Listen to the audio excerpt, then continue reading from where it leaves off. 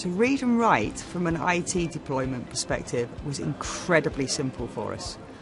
We have a very locked down desktop, which basically means most applications that we try and put on there are very hard to actually install. Read and Write is very, very simple. We very quickly built it into our standard desktop that anybody then can now go and use this.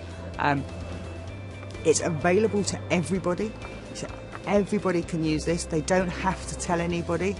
They can just request it themselves. So it was one of the simplest deployments. It's nearly 2 years now since we launched it.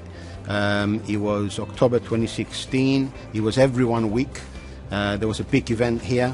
There was a publication on our internal intranet. Initially, when we launched, we had lots of positive comments from people that either knew of Read and Write or were introduced to it and found it,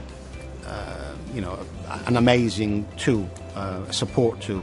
I had an hour-long training session, just an introduction to all of the functionality. The functionality is hugely powerful. You can really tailor it to your own personal challenges, your own strengths and weaknesses. I think it's a great thing to be able to pass Read Write on. I've discussed it with a couple of my colleagues, and I've promoted it to a couple of colleagues who I didn't even think could be dyslexic.